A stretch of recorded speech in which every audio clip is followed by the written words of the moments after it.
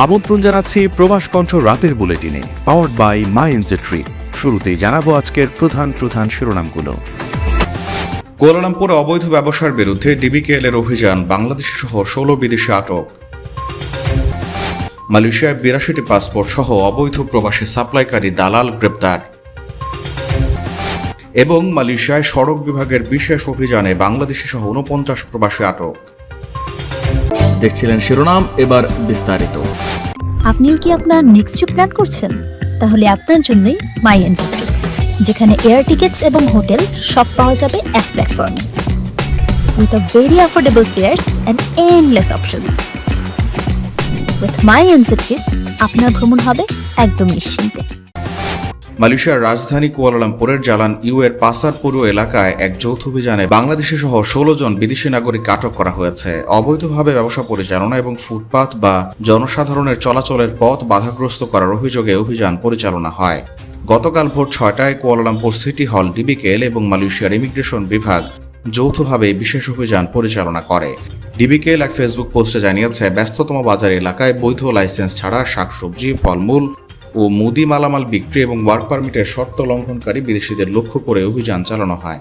অভিযানে 22 জন অবৈধ ব্যবসায়ীর বিরুদ্ধে আইনি ব্যবস্থা নেওয়া হয়েছে এবং তাদের ব্যবসার সমস্ত মালামাল ও সরঞ্জাম জব্দ করা হয়েছে। এর মধ্যে রয়েছে শাকসবজি, ফলমূল, ট্রলি, ঝুড়ি ও অন্যান্য সামগ্রী। জব্দকৃত মালামাল নথিপত্র তৈরির জন্য ডিবিকেএল এর স্টোরেজ ডিপোতে নিয়ে যাওয়া হয়েছে।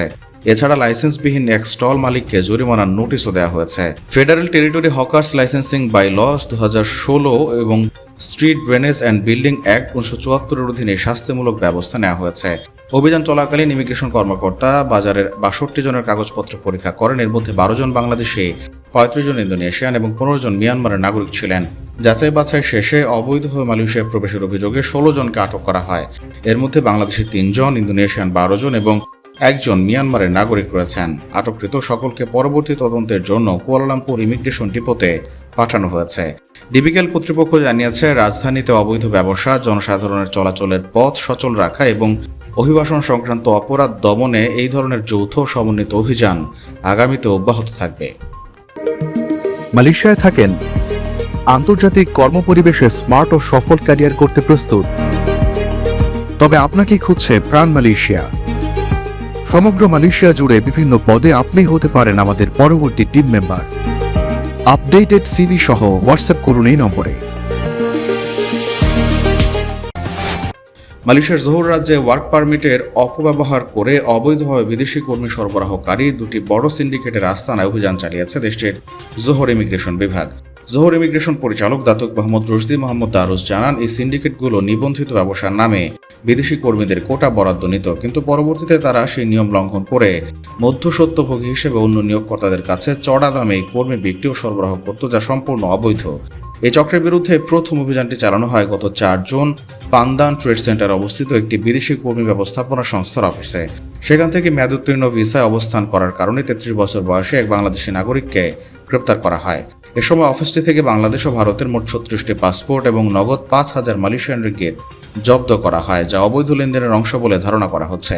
এরপর গতকাল মঙ্গলবার দ্বিতীয় অভিযানটি পরিচালনা হয় তামান সিটিয়া ট্রপিকা এবং তামান ক্যাম্পাস ওতামার দুটি অ্যাপার্টমেন্টে।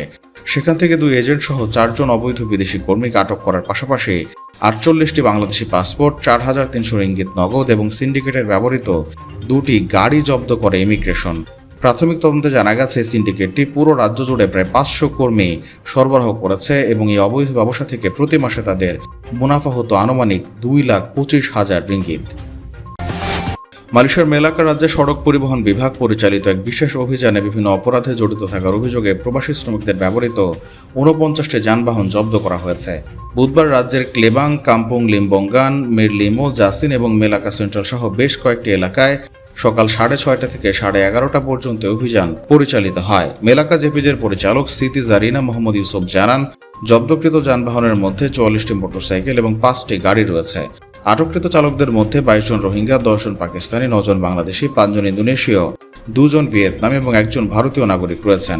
অভিযান চলাকালীন 147টি যানবাহন পরীক্ষা করা হয় এবং এর মধ্যে প্রধান 3টি অপরাধ চিহ্নিত করা হয়েছে: বৈধ লাইসেন্স না থাকা, রোড ট্যাক্স মেয়াদোত্তীর্ণ হওয়া এবং গাড়ির ইন্স্যুরেন্স না থাকা।